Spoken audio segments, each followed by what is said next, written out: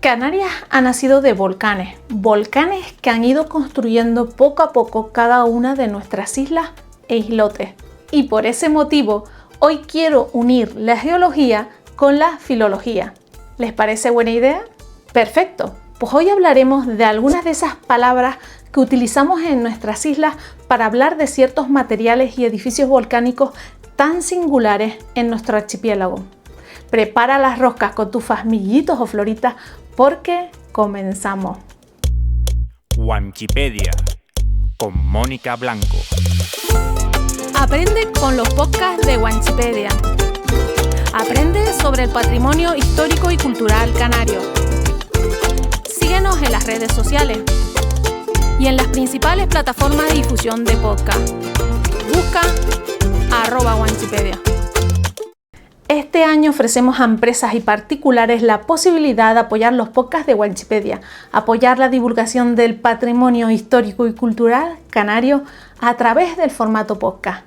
Las marcas patrocinadoras de este episodio del podcast son El Barco de Papel, Librería y Espacio Cultural, SV Moda Tenerife.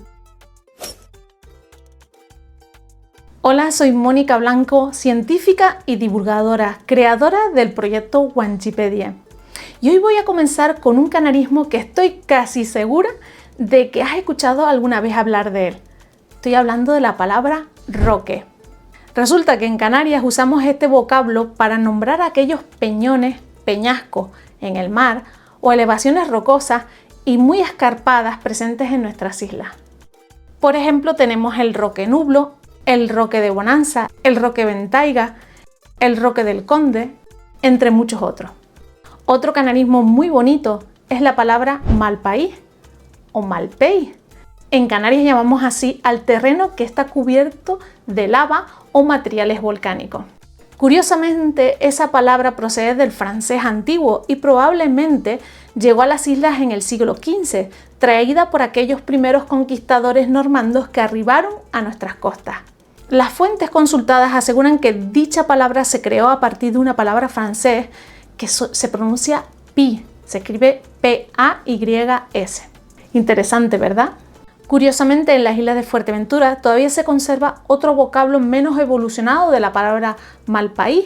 Es decir, los majoreros y majoreras usan la palabra malpey y puedes escucharla formando parte de la toponimia majorera, el malpey de Guriame, cerca de Corralejo. Otro vocablo utilizado en Canarias y que es muy nuestro es la palabra fajana, un canarismo de origen portugués que se hizo muy conocido a nivel nacional e internacional a raíz de la última erupción volcánica acontecida en las islas, la erupción de La Palma.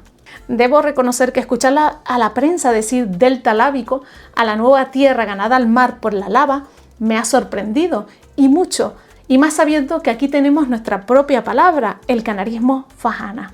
Este vocablo se utiliza para denominar aquel terreno que se forma al pie de las laderas, escarpes o recodos de los barrancos, por la acumulación del material volcánico que expulsa el volcán, y para denominar aquella acumulación de materiales desprendidos en las alturas y que han sido arrastrados por el agua. Concretamente en La Palma ya existía la fajana de Barlovento con sus 3 hermosos charcos. Además, también utilizamos la denominación Isla Baja, y la más famosa está en Tenerife, en los municipios de Buenavista del Norte, Los Silos, El Tanque y Garachico. Otro ejemplo de canarismo muy conocido, tanto dentro como fuera de las islas, es el término picón. En geología, a este tipo de piedritas negras tirando a rojizas, piroclastos, se les llaman como lapille. Se habrán dado cuenta de que este material pincha al ser tocado. Puede que esta palabra canaria haya nacido de ahí, de ese concepto de picar o picante. Curiosamente, en la isla de Lanzarote utilizan otro canarismo para referirse a este tipo de arena volcánica. Ellos llaman rofe a la arena volcánica más gruesa y picón para aquellas arenas volcánicas más finas. Y lo mismo sucede en otras islas. En Tenerife, las arenas volcánicas más finas que el picón se las conoce como sahorra y en Fuerteventura como arena. Incluso en las Islas del Hierro y en La Palma usan otro canarismo muy diferente cuando hablan de la arena volcánica. Ellos utilizan la palabra jable. Interesante, ¿verdad? Ahora te hago una pregunta. ¿Sabrías decirme por qué se utiliza picón para cubrir la tierra de las macetas o terrenos de cultivo? Resulta que esas pequeñas piedritas volcánicas ayudan a mantener el terreno húmedo, impiden que el agua se evapore, gracias a la porosidad de este material volcánico. De ahí que sea tan utilizado en las islas, como por ejemplo en Lanzarote, porque sin estas piedritas volcánicas sería imposible cultivar. Bueno, efectivamente, casi imposible. Fíjate que tras la erupción del volcán de Timanfaya, como así sucedió en La Palma, la isla quedó casi completamente cubierta de una espesa capa de lapilli, o sea, de picón, impidiendo que sobre sus tierras creciera cualquier tipo de cultivo. Pero claro, como el pueblo canario es más listo que una tea, intuyó que debajo de esta espesa capa de picón el terreno sería fértil, y así fue. Así que los conejeros implementaron un sistema de cultivo muy curioso. Protegieron el terreno con picón para que la tierra se mantuviera húmeda ante la escasez de lluvias en la isla, y crearon unos profundos hoyos en forma de cono que protegían con muros construidos también de piedra volcánica, pero esta piedra volcánica mucho más grande, para que el árido viento subsahariano no resecara el cultivo. Y de ahí nace el Parque Nacional de la Jeria, una zona de cultivo que se ha convertido en un espacio natural protegido de Canarias, porque en él crece la malvasía, una variedad de planta de la vid que da origen al vino lanzaroteño más conocido en el mundo.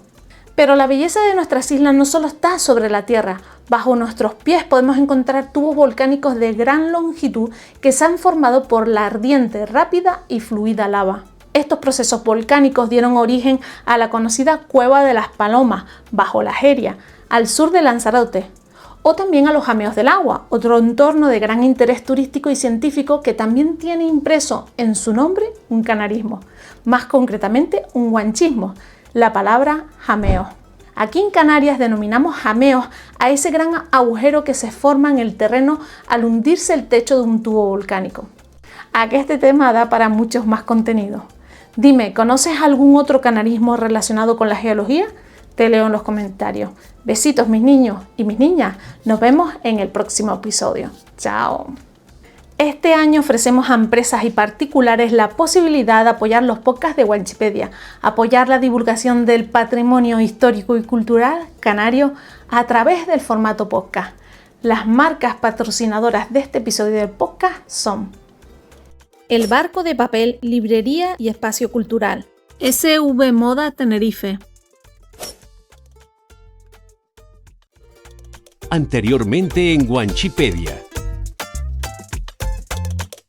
Tras la conquista de Canarias se comenzó a distribuir los recursos conquistados, en donde las tierras y el agua eran repartidas entre algunos indígenas canarios, soldados y nobles que financiaron la conquista de las islas. Luego llegaron las nuevas semillas y animales que se convertirían en las nuevas fuentes de riqueza agrícola del archipiélago. Así que hoy en los podcasts de Wanchipedia hablaremos de algunas de esas primeras fuentes de riqueza, nuevos cultivos que se establecieron en Canarias para formar parte de la economía insular. Así que prepara las roscas, cotufas, millitos o floritas porque comenzamos. Canarias huele a mar y al dulce aroma del plátano, pero también desprende aromas tostados, del delicioso café elaborado en las islas, al sabor dulce e intenso de la tabaiba, del aguacate o de la penca que desprenden las mieles de Tenerife, e incluso a ciertos toques ácidos del sirope gomero, extraído de la palmera canaria. Hoy, en los podcasts de Wanchipedia, hablaremos de 3 exquisiteces canarias, de 3 delicias isleñas que pasan desapercibidas para muchas personas que llegan a las islas y que hoy quiero que conozcas. Hoy te presento al barraquito, las mieles de Tenerife y el guarapo, el sirope con el que se elabora el gomerón y la miel de palma.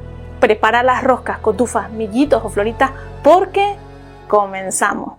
Tras la conquista del archipiélago canario y el descubrimiento de América, Canarias se convirtió en una zona estratégica en medio del Atlántico. Cientos de barcos viajaban a América desde Europa y pasaban por aquí, y viceversa, siendo las islas el lugar perfecto para abastecerse de alimentos y agua para el largo viaje. Y claro, debido a ese aumento de tráfico marítimo, a ese ir y venir de buques cargados de víveres y mercancías valiosas, la piratería en Canarias no tardó en llegar, viviéndose momentos de máxima tensión, no solo en el mar, sino en las zonas costeras de las islas. Así que hoy en los podcasts de Wanchipedia hablaremos de algunos de los personajes que formaron parte de la historia de la piratería en Canarias, algunos canarios y otros no. Aquí vinieron franceses, ingleses y berberiscos e incluso holandeses. Dime, ¿quieres conocer a alguno de ellos? Prepara las roscas, cotufas, miguitos, floritas porque comenzamos.